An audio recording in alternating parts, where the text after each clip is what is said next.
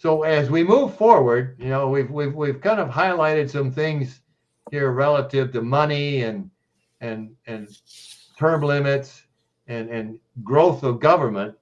So we're going to take now a closer look at, who's really in control of this entity, this monstrosity called the federal government.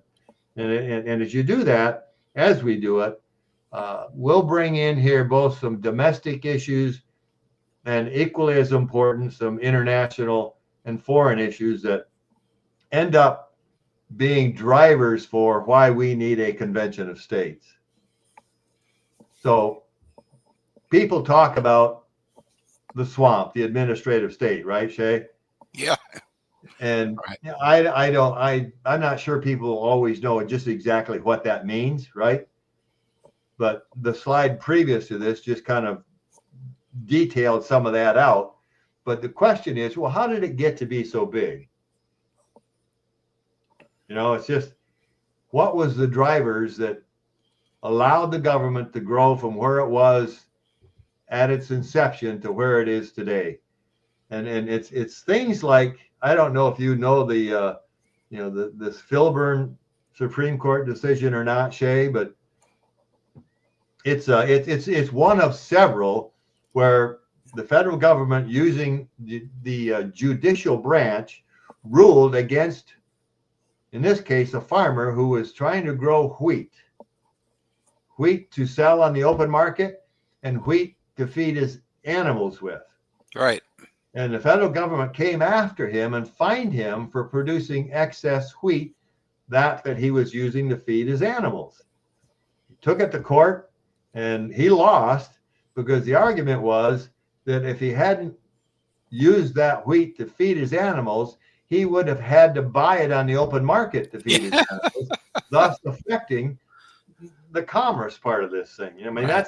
That's astounding, but it's things like that have enabled, the federal government to grow like it has. I mean, this is just one example of many, but it's these kinds of decisions over time that have enabled, I think, through the exercising of the Commerce Clause, which is one of the original, I think it's the framers listed, I think it's 11 things that the federal government was supposed to do, one of which was to regulate commerce between the states, right?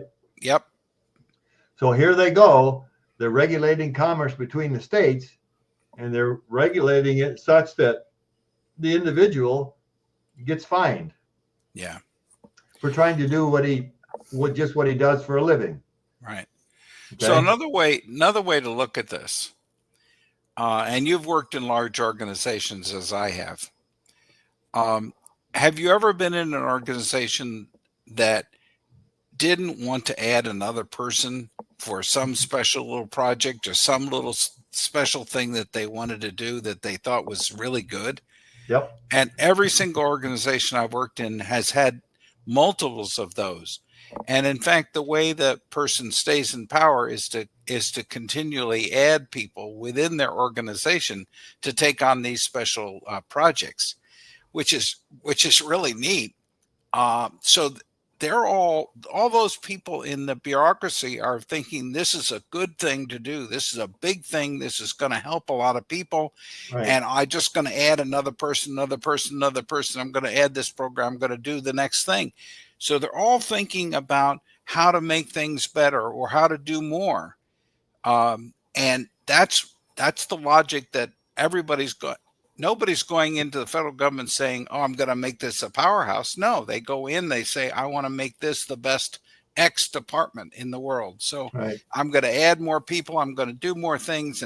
And they then, one program leads to 3 other programs that then lead to additional things, all of which, when you look down the road, you look at it and say, that's not what we wanted.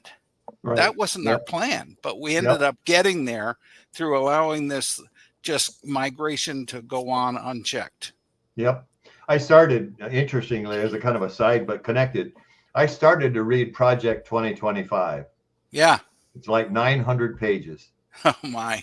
I didn't get through to the end, but in the early chapters, as I read this, what they simply detailed out the existing structure in the executive office. This is just the president's office. And they start detailing out all these staff and sub-staff and offices and sub-offices and assistant that and temporary that. I mean, the executive office is by itself a huge organization. Right. So it goes on from there. As you just pointed out, well, we'll hire someone to do this, and then they never let them go. I've had the opportunity in my career to go to Washington, D.C., to testify before congressional committees on technical stuff. And in meetings, it became very clear to me that there are an awful lot of arrogant people in the federal government because they automatically assume they know more than we do. And I'm talking about technical stuff. These guys come in and they say, well, appoint me to this. And one guy come in and he wanted us to appoint him as chairman of our board of directors. That's how arrogant he was. So it's just astounding to me, the attitude that some of these folks have. And it really ties into what you said a moment ago, Shea. All right. Continuing on as to who we think is running the store here. And this is where we begin to get into more than just the domestic perspectives on what's influencing our federal government and the things that go on in this country. And it's just, you got all kinds of organizations around the world, as you can see, and this is not even a complete list, but it's, I'm going to come to a chart here in a minute, but you got a whole bunch of unelected elites with all kinds of money that are coming together here to tell the rest of us how we're going to live.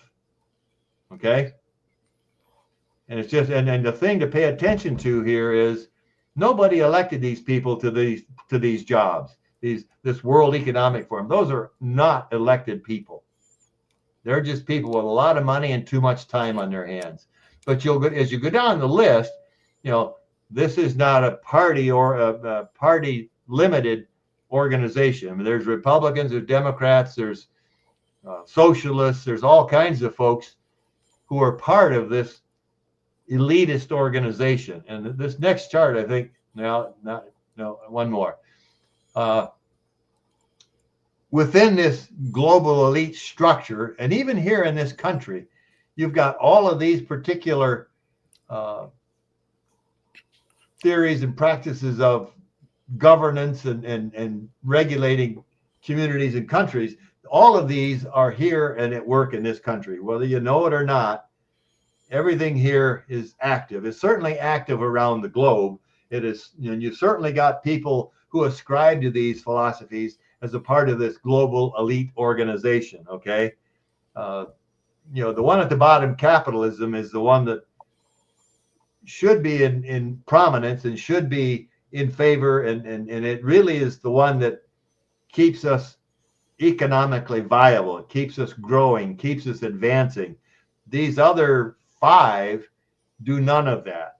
The power is concentrated in anywhere from one as a tyrannical ruler to a committee of a few, as in communists, that are going to dictate and control what we have or what we don't have. But all of this, it's pervasive through this country. It is pervasive through our educational system. It's just everywhere. And we need to wake up to that fact that, it's going to take not much. If we don't wake up, we're going to go from what the progressives started in the early 1900s with some aggression, and it's going to morph into communism. And as Nikita Khrushchev said years and years ago, your children will work under communism and we won't have to fire a shot. I don't know if you remember hearing that, Shea, or if you're old enough to even have heard it. But yeah, I don't remember that one. Well, I do. I remember him. He was standing at a podium at the UN. He had a shoe in his hand. He was pounding on the podium and ranting. And this was his perspective. we'll take you over and we'll never have to fire a shot. Huh. And the frightening thing is, you can see it happening today. Yeah. I think Europe is farther down this road than we are. I think that's true. But we've gone way too far down this path as it is. And so it's important that we stand up and do something to push back on all this. And this has been going on for decades. This is not something that's going to be solved by one administration, one individual in a very short amount of time. This is going to take a continual and constant effort of education and re-education for some folks to understand what's going on. But again, if we can get the term limits in place and we can stop the overreach of the federal government, we can get the budget under control, some of that will happen maybe easier. And that's the reason the convention of states so important here. Yes, it is. Yes, it is. Okay. This is the chart that I referred to earlier. It's an org chart of sorts. I got this. My wife looks like an eye chart to me. Well, it's tough. You can't. I'm not going to expect anybody to read all of it. I'll kind of summarize it here. Yeah. But my wife found it for me, and I forget the author's name, but there was a guy who took the time to structure all of these committees and organizations, and from a process perspective, how it was to flow. And so you got policymakers who are at the top. These are the global elites, the people with the money, the bankers, the World Economic Forum, the rich, old and rich families. They are the ones who are trying to set policy globally, okay? And so once they create and set the policy, I mean, you got think tanks everywhere who are working on this stuff. Big central banks are working on it. They're working at trying to set up a currency flow or manage the currency globally. You hear all about digital currencies and stuff. Well, that's all about control. All of the policy then gets distributed by various entities around the world, the WHO, the World Bank, different philanthropic organizations. George Soros comes to mind. He's part of the policy distributors. Okay. He's a part of getting things distributed around the country and through the around the world and through our country. And then when it comes to enforcement, and they take and they use local country agencies to now try and enforce all of this stuff, whether they be science-based, legally based. They use local entities to enforce the policies that are being distributed. And then, so of course, they've got to market all of this stuff. So they use all kinds of platforms to do that. Social media is only one, but they are aggressively using all of these, I'll say, so-called advertising agencies to get the word out and do it in a repetitious manner, so that pretty soon people believe it. They hear it often enough and over enough. They just believe it's true, and they don't bother to check into what's behind all of this. Yep. Okay. And of course, at the very bottom, the people who've got to carry the load is us. Yeah, here we are. This all rolls downhill to us. And this is actually in place. It is actually happening. Okay. And there's another video coming up that is even more frightening than what this chart should make you feel. In fact, it's this one. I'm going to try and play this. I see Rick Bell's online. Rick, let me know if you can see and hear this, okay? Nations, gods, money, corporations, states, the only place they exist is in the stories that we invent and tell, as they are not physical or biological realities. But once you have a technology to change humans, it will, I would say, downgrade them and not upgrade them. It will make them more efficient soldiers or employees or whatever, but it will make them kind of poorer beings, lesser beings. Now humans are developing even bigger powers than ever before. We are really acquiring divine powers of creation and destruction. We are really upgrading humans into gods. And COVID is critical because this is what convinces people to accept, to legitimize total biometric surveillance. We want to stop this epidemic. We need not just to monitor people, we need to monitor what's happening under their skin. Human can also say, look, there's a God above the clouds. And if you don't do what I tell you to do, God will punish you. And if you believe this fictional story, then you will do what you are told to do.